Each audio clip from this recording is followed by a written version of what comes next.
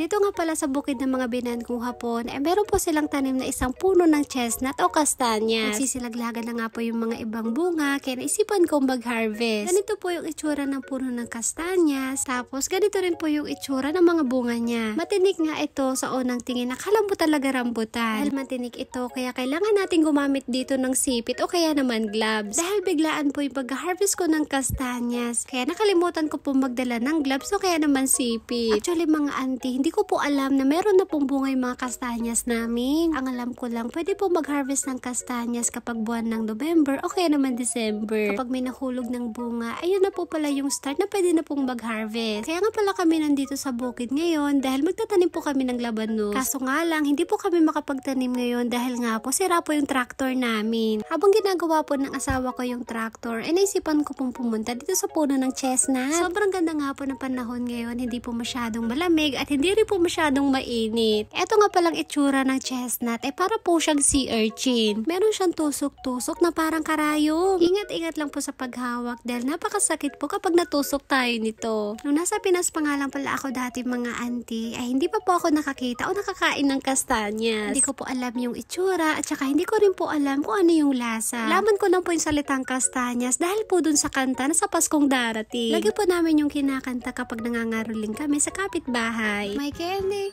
at chocolate, peras, kastanyas na marami. Charot! Yehey! Meron siyang laman na 3 piraso. Ayan, marami na kami Marami na kami nakuha. Ayun, meron pa dito. Ayun, guys, kong! Ayun chestnut. Meron pa Ayan Ayan, sige, tapakan mo anak para lumabas yung laman.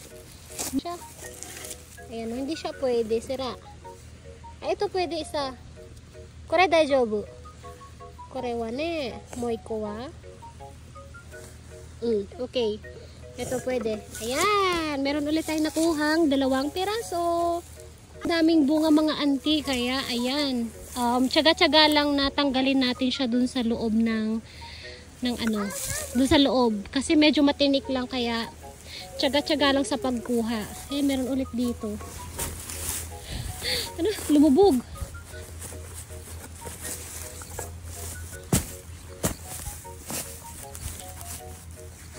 Ayun. Ayan meron siyang laman ulit Ayun. Ayan. Meron siyang laman ulit na 2 piraso. Ayan. Diba? Nakakuha ulit tayo ng 2.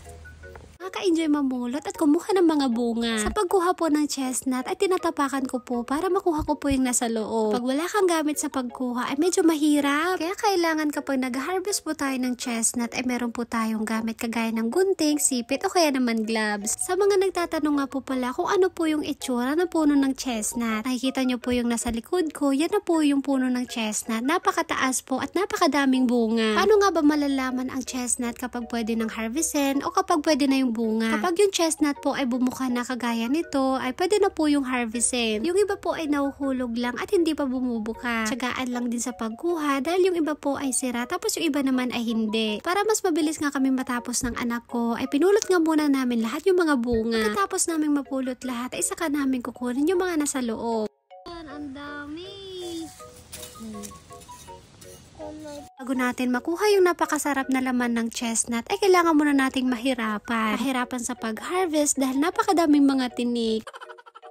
Ito pong kastanyas, ay tanim po ito ng mga binan kong hapon. Dito lang po yan sa bukid. Kapag buwan po ng October, pwede na pong mag-harvest. Dito po sa Japan mga auntie, napakamahal po ng mga binibenta nilang kastanyas. Napakasarap po nito, yung lasa niya ay parang kamote. Yung isang bunga nga po pala ng kastanyas ay meron pong laman na 6 na piraso. Iba-iba po yung laman, depende po yun sa bunga. Minsan merong 2, 1 o kaya naman 3. Kinabukasan nga po pala ay bumalik kami. Meron na po akong suot na gloves at meron na rin po akong dalang sipe. Hindi na ako matinik. Grabe mga auntie, napakasakit kaya.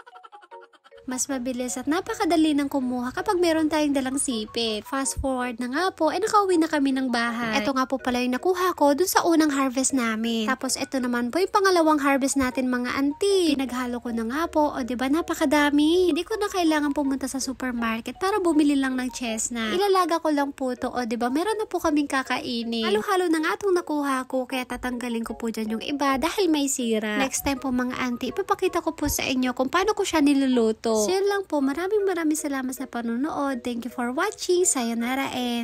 bye bye. 也接播watching。うるさい。